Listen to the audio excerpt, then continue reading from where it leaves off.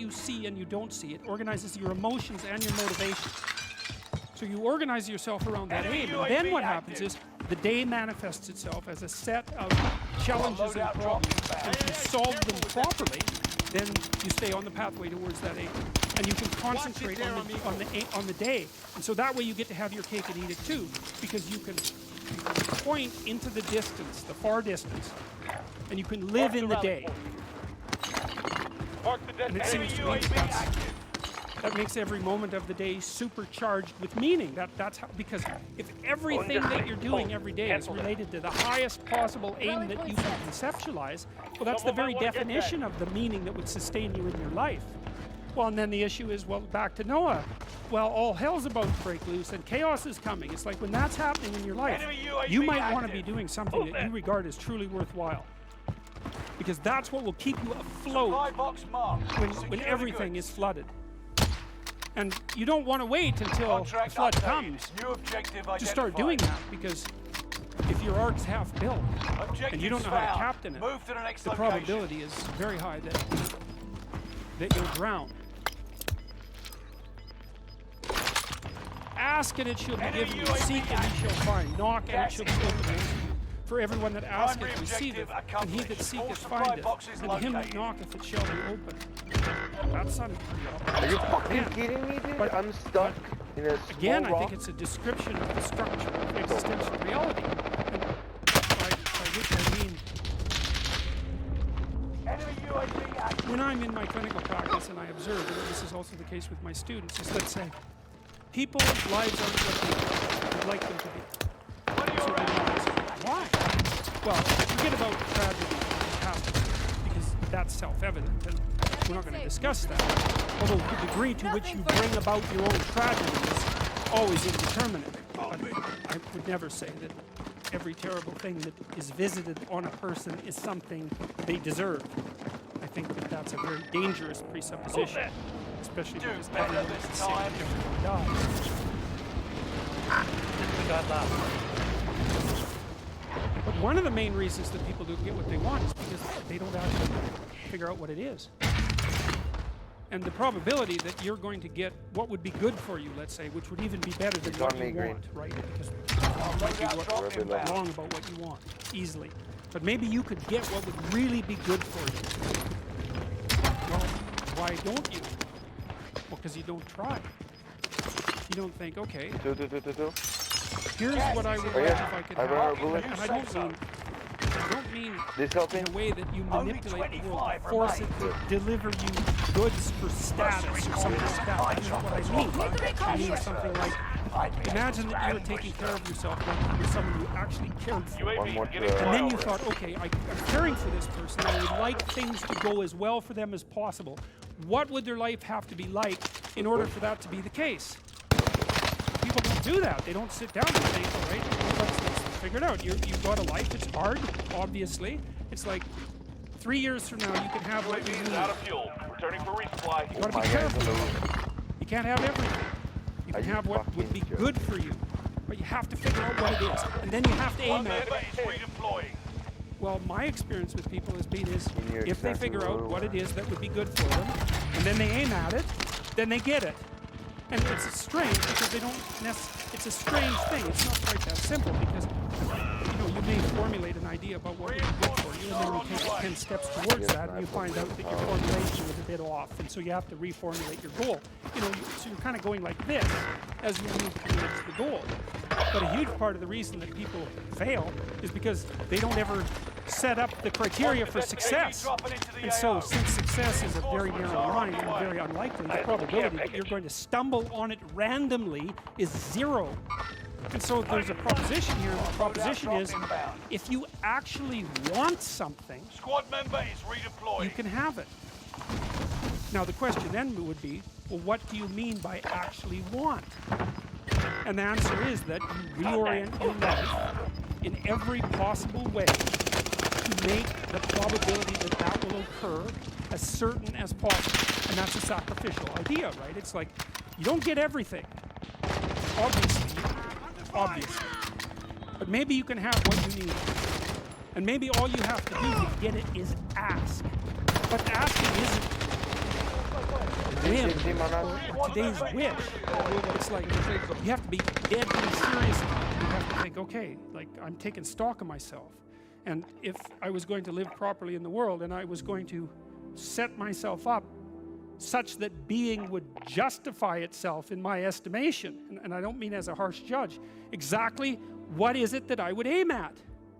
And so the issue is not so much the blindness of others, even though there's as much blindness among others as there is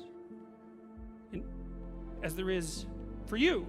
But the issue here, the advice here, the description here is you should be concerned about what's interfering with your own vision first. And you should leave other people the hell alone in relationship to that. And so if your mode of being in the world is, if you would just act better, things would improve for me, or if you identify the evil and the catastrophe as something that's outside, that someone else needs to fix, or that someone else is responsible for, then you're not going to fix that. And you're going to remain blind to the things that you're doing and not doing that make things not go well. And so it's just better to think, right, I'm probably blind in many, many ways. And maybe there are some ways that I could rectify that, because it's highly probable that you're blind in all sorts of ways. I mean, in fact, it's virtually certain. And so it's just more useful to think, how is it that I'm wrong in this situation? I'll tell you something that I learned to do when I was arguing with my wife, which happened quite frequently, because when you actually communicate with people, you find out that there's many things that you don't agree on, and that's because you're actually different creatures.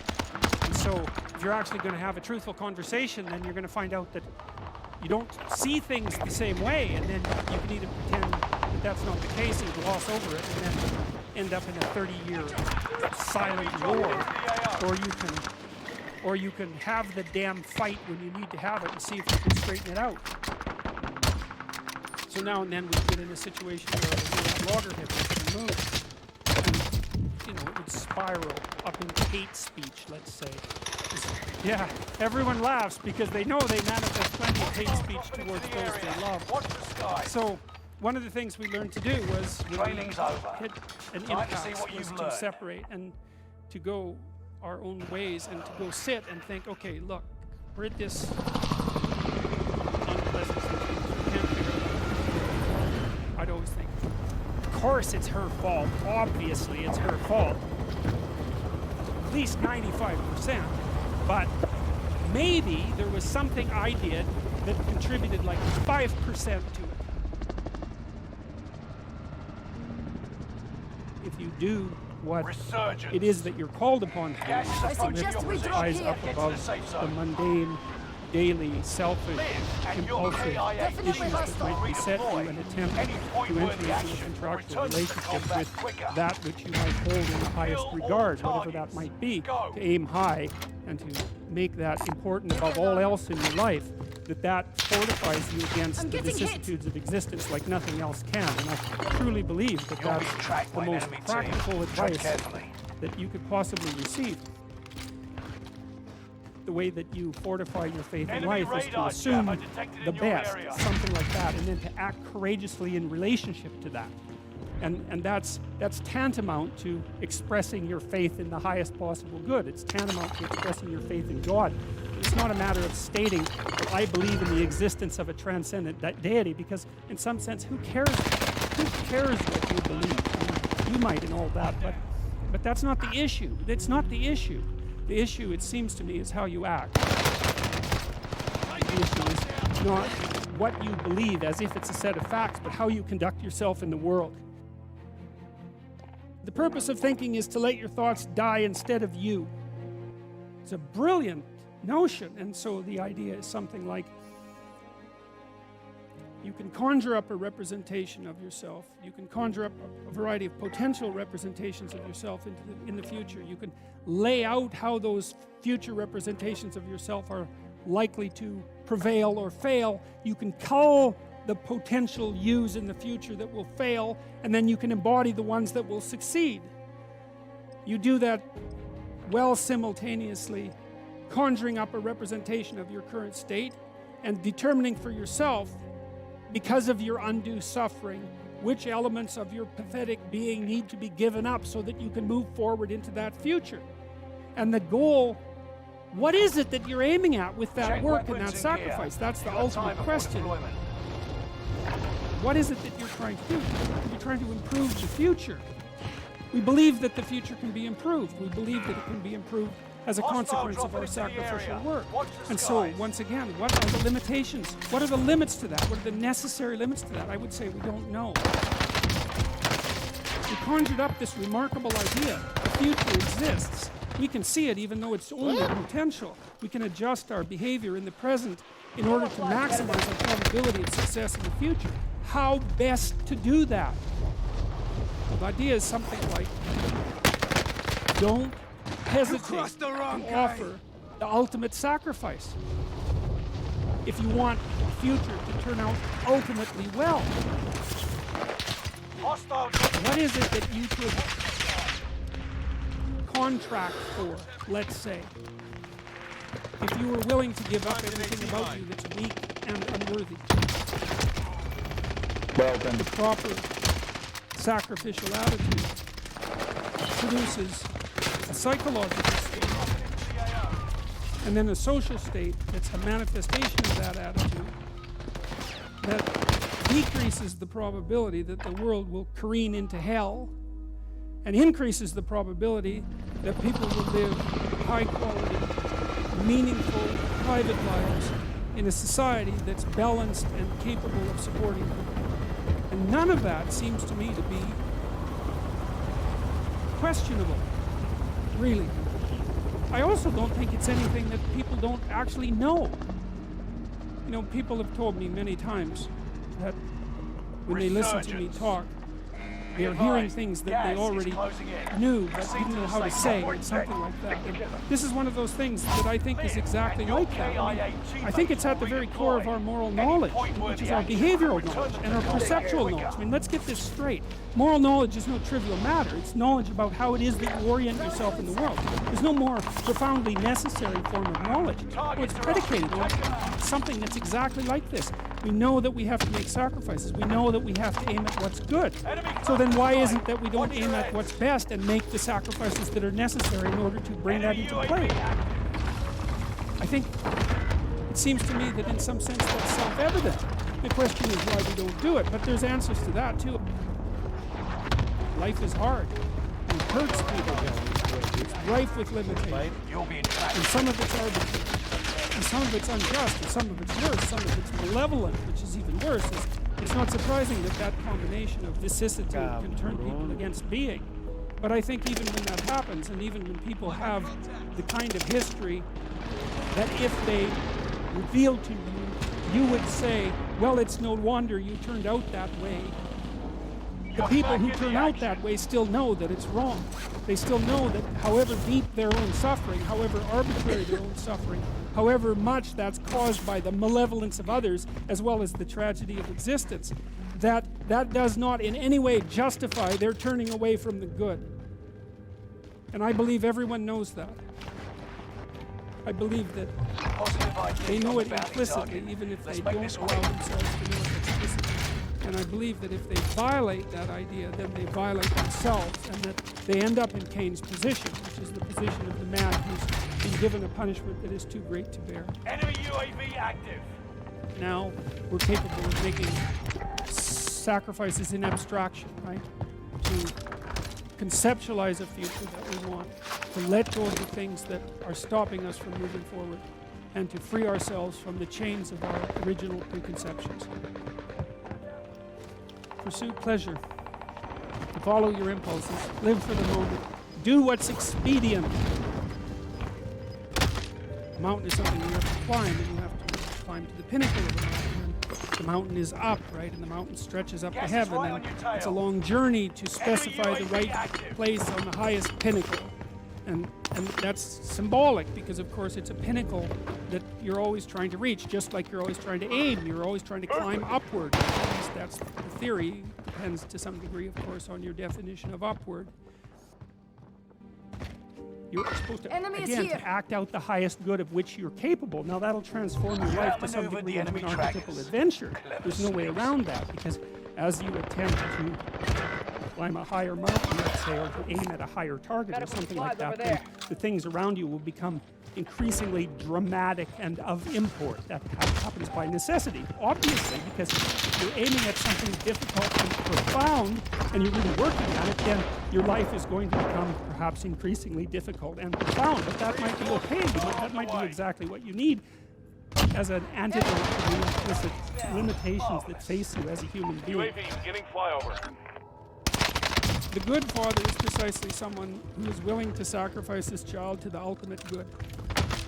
You have a moral obligation as a parent to encourage your child to go out into the world, right? And to be whoever they can be, to be the best they can possibly be. Of course it's a kill. And in doing that, you're encouraging them to pursue the good. You're sacrificing them to the good. You're not keeping them for yourself selfishly. You're telling them that they can go out and live their life and live it properly. You don't want for your son what it is that you want for him. You want for your son what would be best for him and for the world. Enemy UAV active. And you let go in precise proportion to your desire to have that happen. When you have an infant, you do everything for the infant because the infant can do nothing for him yourself. But as the infant matures and is increasingly capable of doing things for him or herself, then you pull back, right? You pull back, and every time the child develops the ability to do something, you allow them or encourage them to do it. And you don't interfere. You know, so if your child is struggling getting dressed, well, obviously there's sometimes that help them, but mostly you let them learn so that they can know how to do it in the future. That's better for you, and it's certainly better for them. There's a rule if you're working with the elderly in an old age home, and the rule is something like, don't do anything for any of the guests, let's say, that they can do for themselves. Because you compromise their independence, and so as a mother, you pull back and you pull back and you let your child hit him or herself against the world, and you fail to protect them. But by failing to protect them, you encourage and ennoble them to the point where you're no longer necessary. Now, they may still want to see you, and it would be wonderful if that was the case, but the point is that you're supposed to remove yourself from the equation by encouraging your child to be the best possible person that person can be. And you sacrifice your desires, all of your desires to that, your personal desires, even your desires for your child in relationship with you. Because you want them to move forward into the world as a light, right? As a light on a hill. That's what you want, if you have any sense. And so you don't get to keep your children at home because you need them. You've got a second chance. How do we come to know ourselves in terms of our personalities and importantly, potential? One of the first ways to come to know yourself is to understand that you don't. You know, you can learn to kind of watch yourself like you're watching a stranger. So you have to understand that you don't know who you are. And that's not easy to understand because you think you know. But then, you know, you remember you can't control yourself very well. You're not very disciplined. You're full of flaws. Maybe you don't know yourself as well as you think. But it's hard to get low enough to understand how deeply it is the case that you are ignorant about who you are. Now there's an upside to that too, which also is that you're also ignorant about who you could be. And so the discovery of that, you know, is some reward for the horror of determining who you actually are. Then you watch yourself. You watch yourself like you're watching a stranger.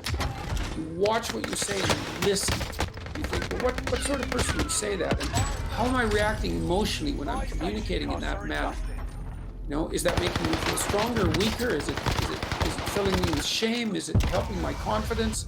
Am I laying out a lie? Am I deceiving myself and other people? Am I adopting this personality at parties that is designed to impress and to amuse, and it comes across as nothing but self-centered narcissism? What are my dark fantasies? What are my aggressive fantasies? What is it that I'm willing to do? What am I interested in so that I spontaneously pursue it? What do I procrastinate about and why? What am I unwilling to do?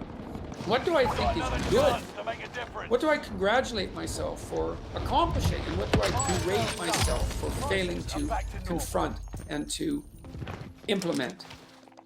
Those are all incredibly complicated questions, and you don't know the answers to them. So that's a start. And then, in terms of potential, well, you'll discover a little bit more about your potential as you discover who you are, especially the darker parts of yourself, because then you discover your potential for mayhem. There's some real utility in that. You know, a discovery that you're dangerous. It's such a useful discovery. It's actually something that strengthens you, because We're safe here. the first thing that a realization like that can, in fact, produce is the ambition to incorporate that danger into a higher order personality. And that can make you implacable. That can make you someone who can say no when you need to say no. You know, that can make you someone who won't avoid necessary conflict. And so that's unbelievably useful. And so that's one of the potentials that you might discover. The other thing you do to discover your potential is to, well, you challenge yourself. You know, it's like, take a bit of a look at yourself and think about what's not so good, that you could improve, that you should improve by your own standards, and that you would improve. You know, and set yourself a little goal. You know, maybe you're not spending it all at your university. Or maybe you're at work and you've got this stack of paper there, you know, and you haven't looked at that damn stack for like a month, and you know that you should be. And you're bothering yourself at night because you're avoiding that. It's like, maybe if I've avoided that stack of paper completely for 1 month, I'm quite a coward when it comes to whatever snakes might be hidden in that stack of paper. How about tomorrow I just like put that stack of paper in front of me on my desk and I glance through it. Supply box ready for pickup. See if I can do that. It's like, well, you set yourself a goal. You know, it's a humble goal. There's things you could do to improve, and you know what they are. And there's small steps that you can take that you might take that will put you in that direction. And then the question is, are you big enough to take those small steps? You know? Are you capable of grappling with the fact that you're fundamentally flawed to the point where you have to break things down into almost childlike steps in order to manage them? And the answer to that is, yeah, you are. Contract updated. New objective identified. So I would say to some degree it's the lot of everyone. People vary in the degree to which they respond. You do meet people from time to time who are extraordinarily disciplined. But most of the time they've got disciplined in exactly this manner. Enemy UAV active. And then you challenge yourself. It's like, well, could I do this? That would be better. And you find out, and then you think, well, is there something slightly larger and more challenging that I could do that would be better? Got eyes on an aid You try it station. and you find out, and as you try it and you find Enemy out, UAV generally active. you get better at it, and you can take on larger and larger challenges. You know, you take responsibility for yourself. That's part of standing up straight. Gas is with your moving in. shoulders back. New It's safe like, zone highlighted. take on the world, man, but only at the level that you can manage. When you're ignorant and biased and deeply flawed and immature, it's where everyone starts. You want to bite off No you survivors. fucking come on. you know, some part that's small enough so that you have a good shot at victory. And when you have victory over some small part of the Trying to chaos, stay alive. then you're the person who's victorious over chaos. You're just beginning, but that's who you are. And then maybe You're losing ground. Move it. Oh no. You do that by challenging yourself. Oh. And the We need to level hurry that if we're you going to make it to the safe zone. understand if you think about a child that you're trying to rear properly. You want to make that child, help that child reveal their highest potential, whatever that is, whatever that means. And what you do is you don't set them a series of impossible tasks in the hope of undermining their self-confidence. You form a relationship with them that's predicated on Contract your failed. interest, Stand their down. highest AT mode of mine being. ready. And then you offer them challenges that are precisely optimized to their ability, right? So they can do them, but they have to stretch. The two elements of their ability would be what they can do and what and how much they're capable of then transforming what they can do. And an optimal challenge is Get to the new safe zone. what you can Gas do is and closing then in. into the domain of how you can transform. You have to be humble. Definitely Yes, hostile. I understand that. Move towards You might the have safe to zone. aim pretty damn low, especially in those places where you're not functioning. And it might be so embarrassing that you can't bring yourself to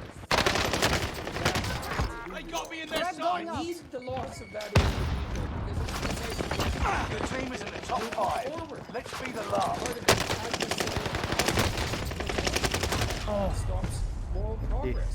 Sniper taken over here. Contract with target. Notice what Taking fire. you don't want to sacrifice that part of yourself. It's probably associated with some delusion that helps you maintain a positive, although very fragile self-image, in the absence of genuine effort. It's not. They're lighting me up. So Less than 5 still standing.